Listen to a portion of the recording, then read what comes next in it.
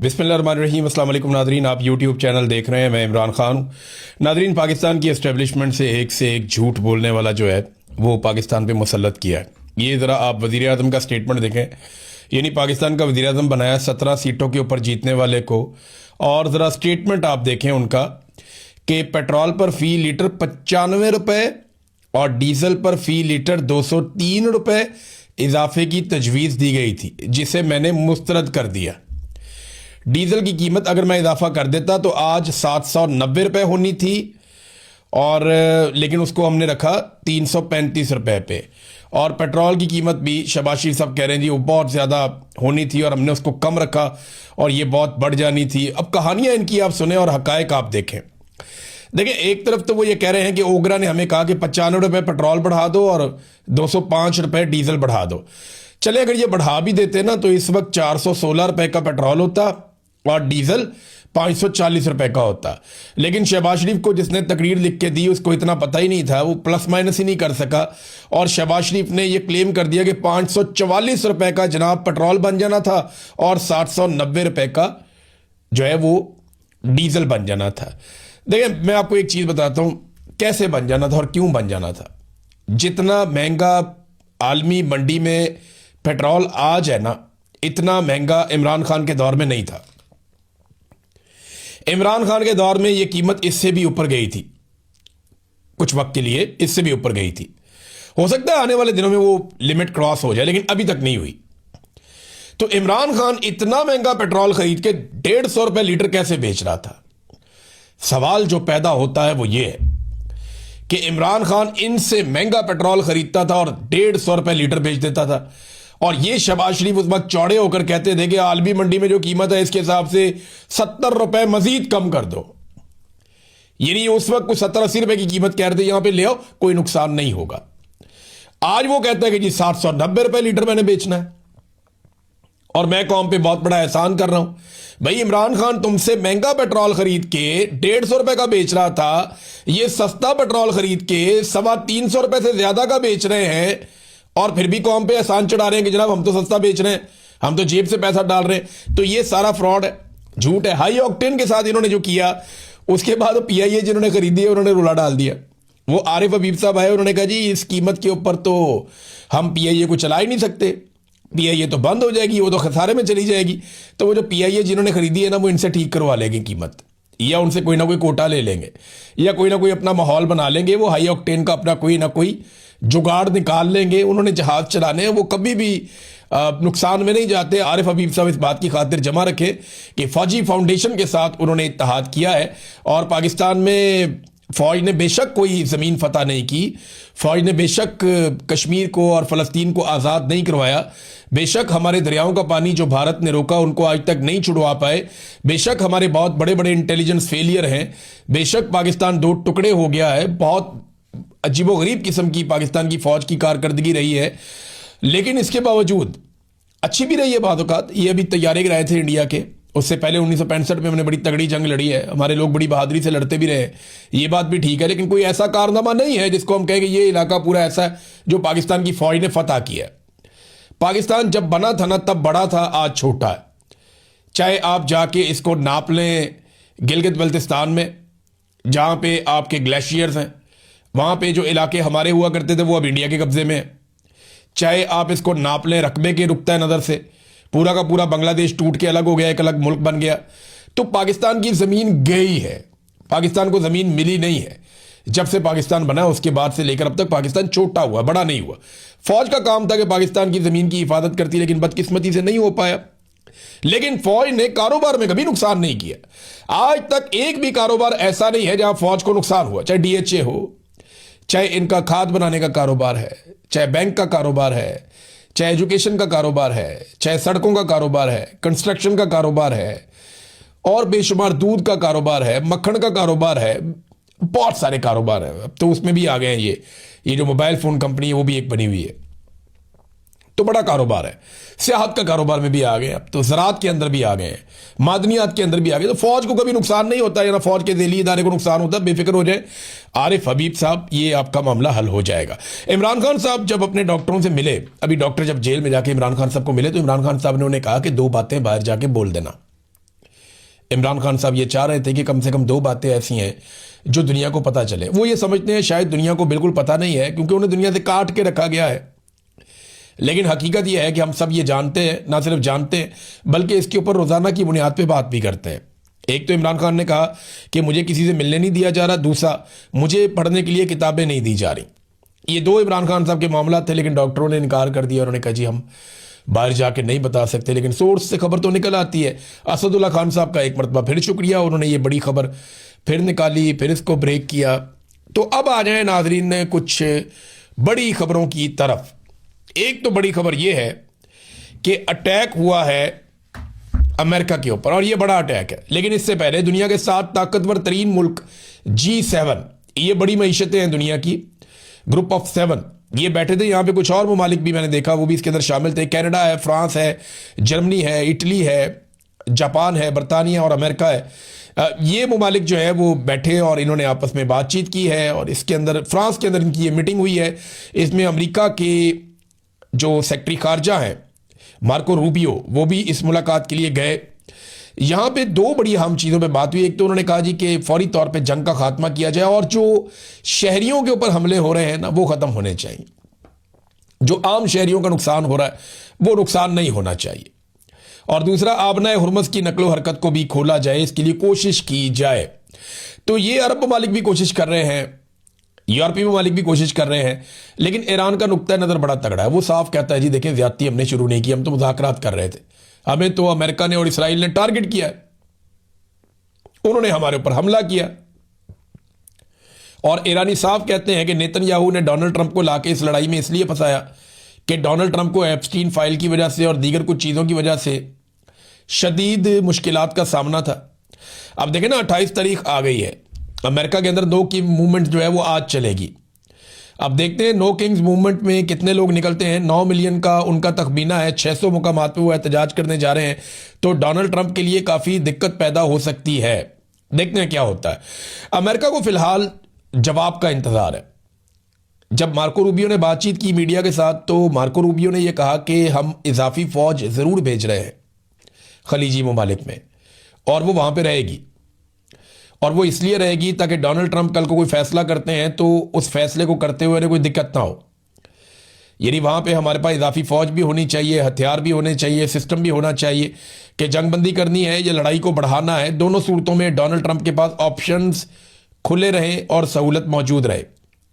तो उन्होंने एतराफ़ किया कि वाकई में जो खबर दी गई थी कि अमेरिकन फ़ौजियों की नफरी को बढ़ाया जा रहा है खलीजी ममालिक में, वो खबर दुरुस्त थी।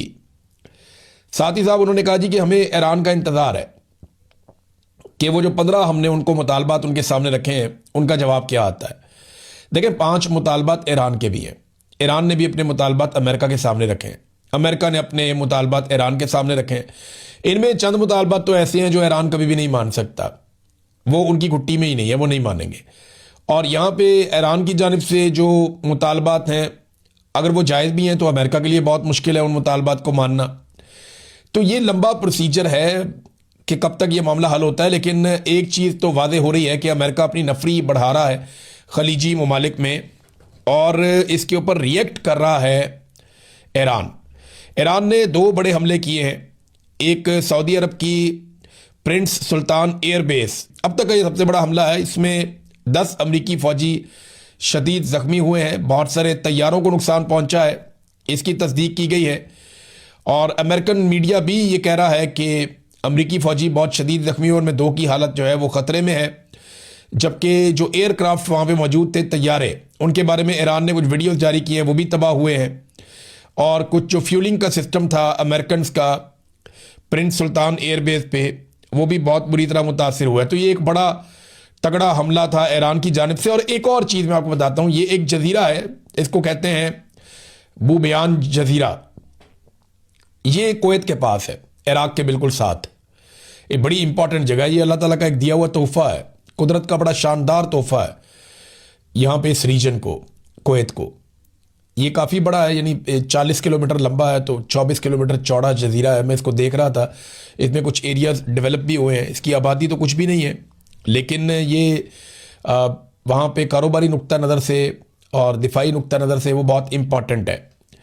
इस जजीरे से अगर आप फासला चेक करें समुद्री रास्ते से, तो जो खारक जजीरा है ईरान का, जिसके ऊपर अमेरिका की नज़र है कि इस जजीरे पे कब्जा किया जाए, क्योंकि खारक जजीरे के ज़रिए से ईरान अपना 90% तेल एक्सपोर्ट करता है दुनिया में।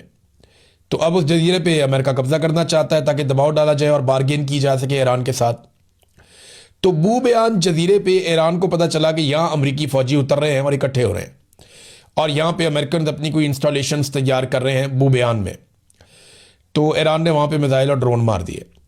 अब वहाँ से जो इतला आई है इब्तदाई तौर पे, अभी कन्फर्मेशन आ जाएगी, पासदारान इनकलाब ने जजीरा बू बयान पर अमरीकी मरीन फोर्सेस, जिनमें कमांडर्स और फौजी शामिल थे, उनकी मौजूदगी का सुराग लगाया। उनके ऊपर मुतअद्दिद ड्रोन हमले किए हैं, जिसके नतीजे में कई हलाकतें और ज़ख्मी हुए हैं, और ज़ख्मियों को कुवैत के 3 मुख्तलिफ अस्पतालों में मुंतकिल किया गया है। ये रज़ी ताहिर साहब ने खबर दी है ईरानी सोर्सेज से, और इसकी तफसीलात आएंगी तो मज़ीद तफसीलात मैं आपके साथ शेयर कर दूंगा।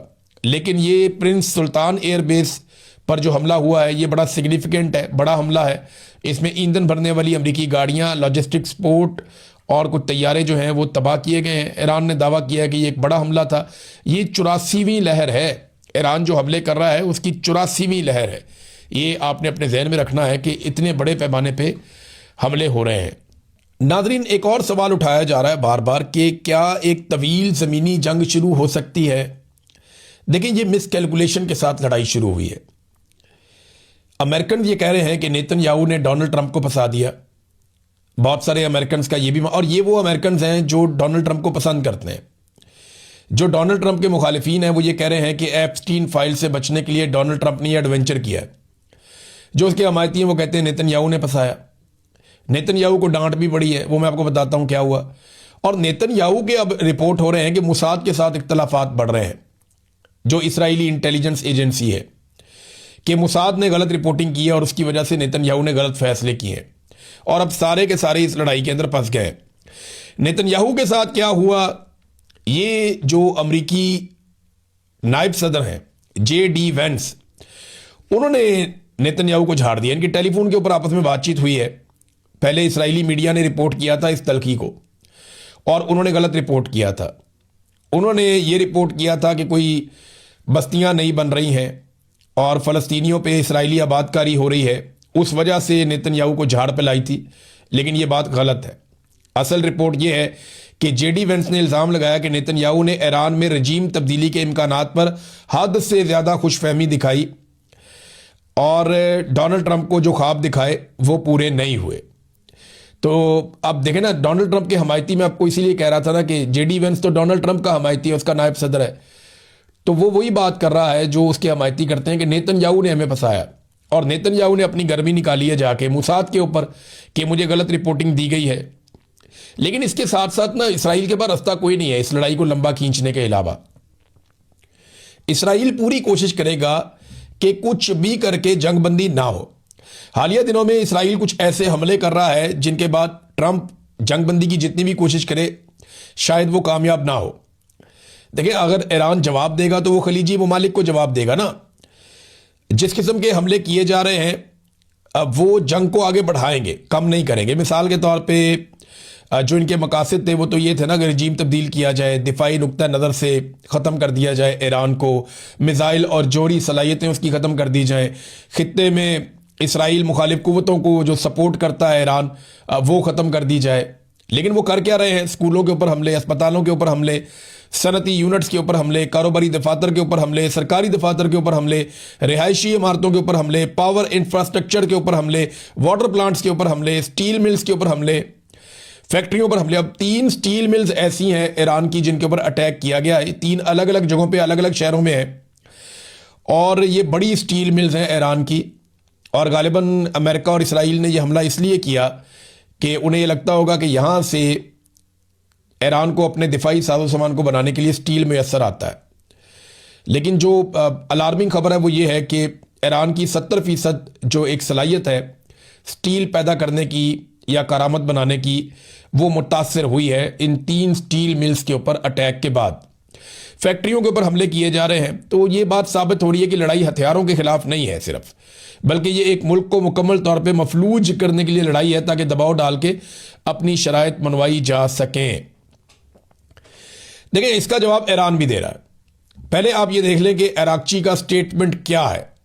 अराक्ची एक खौफनाक हकीकत सामने लेकर आए अपने ऑफिशियल स्टेटमेंट में। उन्होंने कहा 27 दिनों की इस गैर कानूनी जंग में अमेरिका और इसराइल ने ईरान भर में 600 से जायद स्कूल तबाह कर दिए, जिसके नतीजे में 1000 से जायद तलबा और उसातिज़ा शहीद हो गए।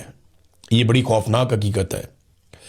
ये कार्रवाइयाँ इस बात की अक्कासी करती हैं कि शहरी ढांचे को मुनज़्ज़म अंदाज में निशाना बनाया जा रहा है, जहां इंसानी जानों और बुनियादी इक़दार की कोई परवाह नहीं की जा रही। ये इंसानियत के लिए एक संगीन और तशवीशनाक सूरत हाल है। ये जंगी जराइम के ज़ुमरे में आता है। अब ये काम यहां से किए जा रहे हैं, दूसरी जानिब ईरान भी वार्निंग दे रहा है।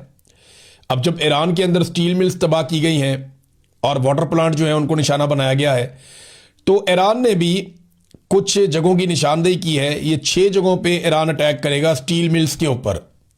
इसराइल के अंदर एक स्टील मिल है, इसका नाम शॉर्टलिस्ट किया गया, इसका मैप भी जारी किया गया। कुवैत के अंदर एक स्टील मिल है, फिर बहरीन में है, कतर में है और यूएई में है, और इसके बाद सऊदी अरब के मिड के अंदर एक स्टील मिल है। इन सारों को इनकी नक्शे, इनके नाम, ये कितनी स्टील प्रोड्यूस करते हैं, ये सारा कुछ लिख कर बाकायदा नक्शे जारी किए गए हैं। और अमरीकी मीडिया ये दावा कर रहा है कि यहाँ पे अब ईरान अटैक करेगा, और ईरान ने वार्निंग भी दे दी है कि यहाँ से जितने भी लोग हैं काम करने वाले, जो लोकल्स हैं, वो यहाँ से हट जाए। आम शहरियों को हम नुकसान नहीं पहुँचाना चाहते। ऐसी ही वार्निंग दी है ईरान ने अमरीकी और इसराइली फौजियों से दूर रहने के लिए। अरब ममालिक के शहरियों को जितना हो सकता है आप इनसे दूर रहें। नाज़रीन, हौसी बागियों ने भी धमकी लगा दी है। वो ये कह रहे हैं कि अगर ये तनाज़ा मज़ीद बढ़ता है और लड़ाई ख़त्म नहीं होती और बर्बरियत ख़त्म नहीं होती, तो बहरा अहमर के अंदर ये लड़ाई के अंदर उतरेंगे। और बहरा अहमर, रेड सी, जो मैंने आपको दिखाया भी था मैप के अंदर, बाबे मंदब से ऊपर का इलाका, तो रेड सी के एरिया में यहाँ पे उनकी पूरी एक्सेस है। यानी जो हौसी हैं उनकी इतनी ग्रिप है यहाँ पे, और उनके हथियारों की इतनी रेंज है कि वो यहाँ पे हमला कर सकते हैं। तो इसके बारे में उन्होंने कहा जी कि हम फिर यहाँ पे अमेरिका और उसके मफादात को निशाना बनाएंगे अगर ये जंग ख़त्म नहीं होती तो। दूसरी जानिब सऊदी अरब, तुर्की, मिस्र और ये तीन मुल्क हैं, तीनों मुसलमान मुल्क हैं, क्योंकि मिस्र और तुर्की जो है वो कोशिश कर रहे हैं पाकिस्तान के साथ मिलकर कि ईरान, इसराइल और अमेरिका में जंगबंदी हो जाए। सऊदी अरब जो है वो बराह रास्त इसके लिए एक बेनिफिशरी है। तो ये वज़राए ख़ारजा पाकिस्तान आ रहे हैं मुबैना तौर पे, और ये आ सकते हैं। सऊदी अरब क्योंकि गल्फ़ कंट्रीज़ का लीडर है तो वो सबकी नुमाइंदगी कर सकता है। तुर्की जो है वो यूरोप के बिल्कुल साथ है, उसकी अपनी एक इम्पॉर्टेंस है, हम सब जानते हैं। और मिस्र जो है वो स्वेज़ कैनाल उसके पास है। जब वहाँ से जहाज़ गुजरते हैं तो उनको फ़ायदा होता है, नहीं गुजरते तो नहीं होता। तो अगर रेड सी में प्रॉब्लम आती है, या आबनाए हुरमज़ में प्रॉब्लम आती है, या बाब मंदब में आती है, तो मिस्र भी मुतासर होता है। तो मिस्र की भी कोशिश है कि किसी तरह यहाँ पे अमन पैदा हो जाए। अब अमन के लिए सारे इकट्ठे हो रहे हैं, लेकिन ईरान किधर है? ईरान किसी खेल में दिखाई नहीं दे रहा। ईरान किसी चीज़ का हिस्सा नहीं बन रहा। ईरान बहुत मोहतात है और उसको इस बात का अंदाज़ा है कि उसके ऊपर बड़ा हमला किया जाएगा। ईरान की ज़्यादा तवज्जो इस बात पे नहीं है कि वो जंग को रोके कैसे। उसकी ज़्यादा तवज्जो इस बात पे है कि अगर जंग बढ़ती है तो उसको मैनेज कैसे करना है, उसको लड़ना कैसे है। बहुत बड़ी मिकदार में उसने मिसाइल बनाकर रखे, कोई ये तवक्को नहीं कर रहा था। बहुत बड़ी तादाद में उसके पास ड्रोन्स हैं, ये कोई सोच भी नहीं सकता था। तो ईरान का ज़्यादा फोकस इस बात पे है कि रशिया के साथ, तुर्की के साथ, सेंट्रल एशिया के कुछ ममालिक हैं उनके साथ, और चाइना के साथ उसने अपना रिलेशन कैसे रखना है और उनके साथ किस किस्म का ताल्लुक बनाकर रखना है कि अगर लड़ाई लंबी चलती है तो ईरान सस्टेन कर सके। ये है वो इंपॉर्टेंट चीज़ जिसकी तरफ ईरान इस बात से ज़्यादा तवज्जो दे रहा है कि मुज़ाकरात में क्या बनता है। और देखिए, मुज़ाकरात के हवाले से भी जो ताज़ा हमले हुए हैं ईरान पे, बड़े खौफनाक हमले हुए हैं और जवाबी हमले भी ईरान ने किए हैं। लाजमी बात है, जब भी उस पर अटैक होता है वापस अटैक करता है वो तो रुकता नहीं है। तो अराक्ची ने कहा है, जो अब्बास अराक्ची हैं वज़ीर ख़ारजा ईरान के, उन्होंने कहा जी डोनाल्ड ट्रंप ने जो एक डेडलाइन दी है मुज़ाकरात के बीच में, ये उसकी वायलेशन है जिस किस्म के हमले हमारे ऊपर हो रहे हैं। और ईरान की जानिब से अभी भी उन 15 नुकात के ऊपर कोई जवाब नहीं आया। मेरे ख्याल में चंद चीज़ें वो मान सकते हैं, चंद चीज़ों पे डिबेट हो सकती है और चंद चीज़ों को वो नहीं मानेंगे। यहां अगर जंगबंदी होती है तो ईरान की टांग ऊपर है, यानी ईरानी खुश रहेंगे कि उन्होंने इस लड़ाई को हारा नहीं है। लेकिन अगर टेबल के ऊपर वो इस लड़ाई को हार गए, बाद वक़्त होता है ऐसे है कि जो लड़ाई आप मैदान में जीतते रहे होते हैं वो आप टेबल पे हार जाते हैं। तो ईरान को इस बात की फिक्र करनी पड़ेगी कि जो लड़ाई उन्होंने मैदान में अब तक साबित कदमी के साथ लड़ी है उसको टेबल पे वो कितना अच्छा लड़ते हैं, ये बहुत इंपॉर्टेंट है। अब तक के लिए इतनी, अपना ख्याल रखिएगा, अपने इस चैनल का भी। अल्लाह हाफ़िज़।